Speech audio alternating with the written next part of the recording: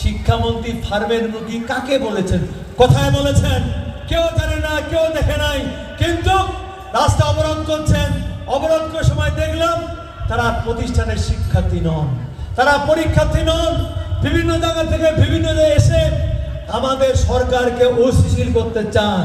আমাদের সরকারকে মনে করছেন যে এইভাবে আমাদের ছাত্রছাত্রী দিয়ে রাস্তা নেমিয়ে এইরকম একটি অবাধ সুষ্ঠু নিরপেক্ষ নির্বাচনের মাধ্যমে একটি সুপ্রতিষ্ঠিত সরকারকে আপনারা ক্ষমতা থেকে সরাতে চান। চেষ্টা করেছিলেন কিছুদিন আগে, আমাদের যখন ইরান ইসরায়েল যুদ্ধ হলো, সেই তেলের সমস্যা, ও কারণেই দেখি পেট্রোল পাম্পে গাড়ির লাইন। আমরা এত মোটরসাইকেল কোত্থেকে জানি না।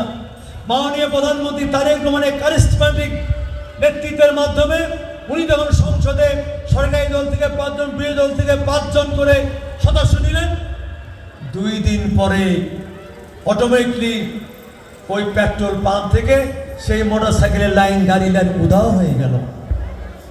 তাহলে বুঝতে হবে কারা এই ষড়যন্ত্রের সঙ্গে লিপ্ত। যখন ওই সাতক্ষীরার এক এমপি, জামাতের এমপি নজরুল ইসলামের অপকর্ম মিডিয়ায় সয়লাভ হয়ে গেল, সারা দেশের মানুষ থুতু ফেলছিল, সেইটাকে অন্য খাতে প্রবাহিত করার জন্য আমরা কি দেখতে পেলাম, হঠাৎ করে রাতের আধারে কি আসলো, মেসেজে সয়লাভ হয়ে গেল, পাম্পে যান তেলের সংকট। আমি ডিসি মহোদয়, এসপি মহোদয়, ওসি মহোদয়কে ফোন করলাম, আমি আমাদের খনিজ জ্বালানি মন্ত্রীর সঙ্গে কথা বললাম, প্রতিমন্ত্রীর কথা বললাম, তারা বললো যে আমাদের এত পর্যাপ্ত মজুদ আছে, সেখানে তেলের সংকট হওয়ার কোনো কারণ নাই। এইখানেই ষড়যন্ত্র, তাদের একটি অপকর্মকে ভিন্ন খাতে প্রবাহিত করার জন্যই তারা আবার নতুন করে ষড়যন্ত্রে লিপ্ত হয়েছিল।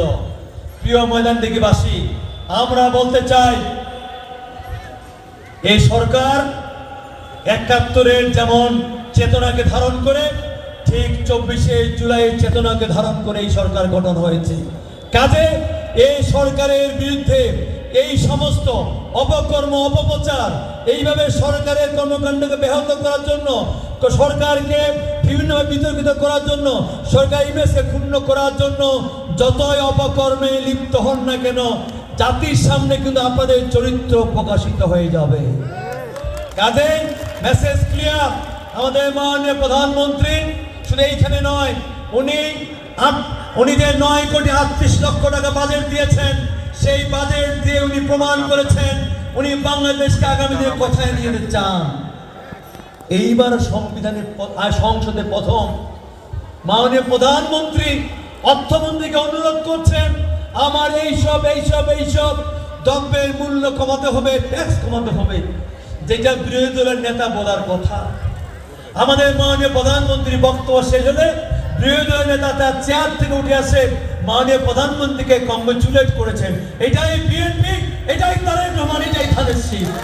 ইনশাল্লাহ আমাদের মেসেজ ক্লিয়ার, আমরা সরকার গঠন করেছি, তাই বলে আমাদের কোনো নেতা কর্মীকে আমরা এই স্বাধীনতা দেই নাই যে দলের ইমেজ ক্ষুণ্ণ হোক, দল সরকারি হয়ে যা অনুদান দিবে সেইগুলো ৯-৬ করে তুমি বিলি বন্টন করবা, সেই সুযোগটা আমরা দেব না।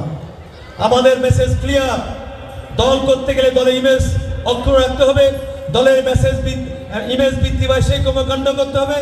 আমরা সরকারি অনুদানগুলো আসবো, সেইখানে দলীয় দৃষ্টিকোণ দিয়ে না দেখে যার পাওয়ার যোগ্য, যাকে দেওয়া উচিত, যেই ধর্মের, যেই মতের, যেই দল হোক না কেন, আমার তার কাছে পৌঁছায় দিতে চাই।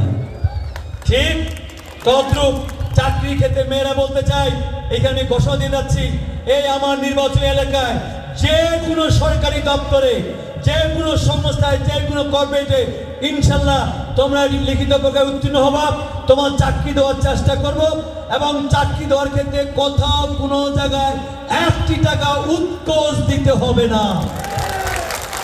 আমরা সেই নিরপেক্ষতা বজায় রেখে আগামী দিনে আমরা এই পদার্থে এগিয়ে যেতে চাই।